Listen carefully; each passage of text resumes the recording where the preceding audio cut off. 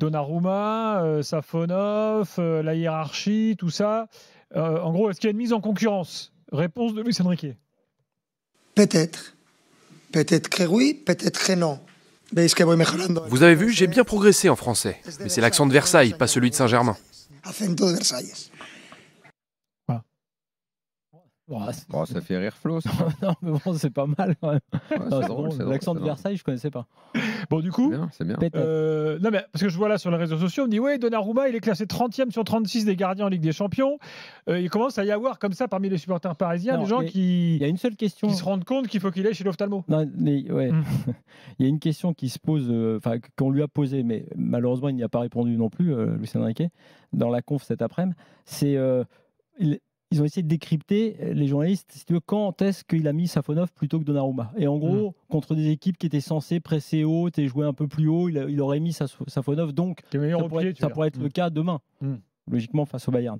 Donc, c'est juste ça l'interrogation. Est-ce qu'il y a une raison technique ou une raison de mise sous pression de presse Il a dit on va aller les presser jusqu'au gardien. Bien sûr. C'est une des questions qui se pose sur Donnarumma. Donc je pense que ce que fait Luis Enrique, en dehors de ça, et moi je suis d'accord pour dire que c'est pas satisfaisant effectivement. J'ai écouté la conf cet après-midi, donc effectivement c'est la plupart du temps c'est pas satisfaisant. Excellente traductrice en revanche, qui faisait la traduction espagnol-français. Et la question qui se pose, elle est technique. Donc tu essaies de décrypter pourquoi il pourrait être amené à mettre Safonov. Et il y a une vraie question, parce que là pour le coup on a des questions sur Donnarumma. Sur son niveau, effectivement, sous pression, son jeu sous pression, déjà, avant même de parler de son jeu dans les airs. On sait, l'épisode Benzema contre le Real s'est répété depuis, surtout au très haut niveau en Ligue des Champions. Donc c'est une vraie question. Mais après, on est tous pareils, on n'a pas la réponse, on n'est pas dans la tête de Luis Enrique. Après, est-ce que Safonov, moi honnêtement, je ne l'ai pas suffisamment vu jouer pour te dire, oui, il faut immédiatement changer, parce qu'on est sûr d'avoir une réponse technique, on va dire, à ce souci-là, parce que Donnarumma sous pression, c'est un vrai souci. Écoute, moi, puisque tu parles de soucis, je ne vois pas en quoi ça résout le problème. Le PSG, sur les 10 dernières années, a fait souvent ce truc-là. Trappe Sirigu, trappe Areola, Buffon, c'était avec qui? Où il faisait un coup la Ligue des Champions, un coup le championnat, ça devait être Trapp encore, je crois. Bon, bref, le coup du deux gardiens, on l'a eu, Buffon. Il y a eu Navas aussi. Navas, Navas on l'a fait plein de fois, ce petit jeu un peu à la concon. Je ne vois pas en quoi ça a apporté quelque chose et en quoi ça met en confiance un gardien, quel qu'il soit d'ailleurs. Donc qu'on me dise que Donnarumma n'est pas une garantie béton armé, je suis bien d'accord, je ne suis pas aveugle, je vois les matchs. Néanmoins, je me souviens du PSG Manchester au parc où tu mets Buffon et jamais de la vie Buffon peut te faire les cagades qu'il a fait ce soir-là. Et pourtant, il a fait des cagades énormes ce soir-là. Et on en a vu plein des épisodes comme ça dans l'histoire du PSG où on a joué à se créer des problèmes un peu inutiles. Donnarumma, c'est peut-être pas une garantie, mais Safonov, qui le connaît? Est-ce qu'on sait comment il est sous pression? Est-ce qu'on sait comment il est dans un grand match? On n'a quasiment aucune référence sur lui. Donc, je ne vois pas en quoi c'est intelligent de la part de Luis Enrique de faire ça. Mais de toute façon, je sais depuis le début, depuis qu'il est à Paris, que je suis beaucoup trop bête pour comprendre ce qu'il fait. Salim, bonsoir Salim. Bonsoir l'équipe, comment ça va? Ça va et toi? Bien. Ça va, ça va. Bon alors, avant de parler des gardiens, là, d'abord sur le débat qu'on a fait tout à l'heure et l'enjeu pour le PSG là, demain face au Bayern. Tu dis quoi toi en tant que supporter du PSG? Tu estimes que ce serait la honte de ne pas se qualifier?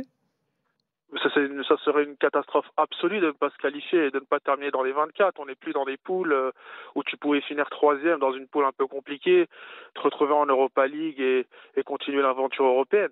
Là, tu n'es pas dans les 24, c'est fini. Et si tu n'es pas dans les 24, c'est une faute professionnelle. Parce que moi, je vais revenir sur les déclarations de notre président. Bon, moi déjà, je suis fatigué de ces déclarations, surtout quand il aborde le volet sportif. Moi, je suis comme un malade devant ma télé à chaque fois ou quand j'écoute ma radio, je ne supporte plus. Ça y est, c'est terminé. Je sais que c'est une gestion népotique. Je sais que ça fait maintenant presque 15 ans qu'il est là, que c'est une gestion népotique, encore une fois, je le répète, et que ça ne changera pas, je n'en disconviens pas. Mais moi, ça suffit. C'est une vision, pour moi, les mots vont être forts, c'est une vision immature de la situation. C'est, pour moi, dire que ne pas finir dans les 24, c'est pas grave, c'est pas le souci. En fait, on ne veut pas gagner la Ligue des Champions, comme si le verbe vouloir allait définir les objectifs d'un club. Je veux, je ne veux pas. C'est très, très immature. En plus, ça dénote de l'immaturité de notre société. Hein. De toute façon, sport et surtout le football, c'est un sport sociétal. Donc voilà, ça c'était la petite parenthèse. Non, on a un calendrier, comme le rappelait Daniel, avec Salzbourg, Gérone, Stuttgart, le dernier déplacement, et on a eu le PSV à la maison. Si on n'était même pas capable, de toute façon, on a déjà perdu 2 points contre le PSV, donc on n'est pas capable de prendre les points, c'est-à-dire les 12 points sur ces 4 rencontres. Donc déjà là, on a perdu 2 points contre le PSV.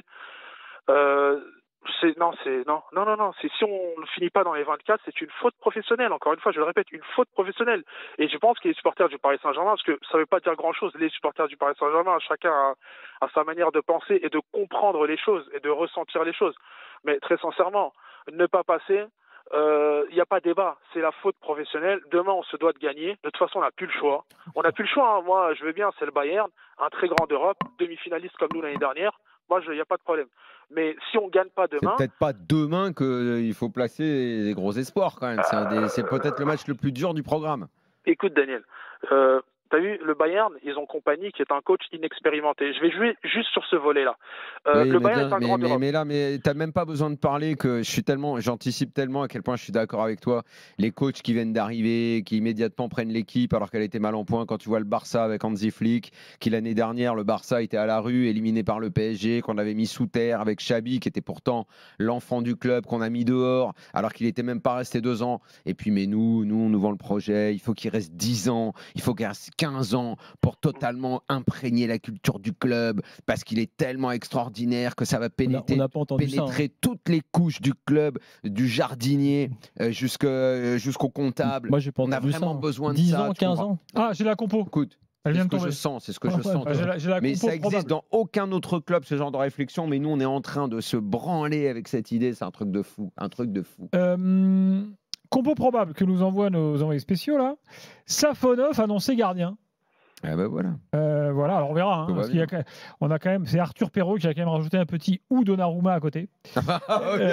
Mais entre parenthèses. Prise de risque, Arthur. Ou Tenas. Non mais là, quand tu mets Safonov en 1, ça veut dire qu'ils estiment qu'il tient la corde. Bravo Arthur, c'est ça. Défense, Hakimi, Marquinhos, Pacho, Nuno Mendes. Milieu, Zaïre Emery, Vitinha, Neves.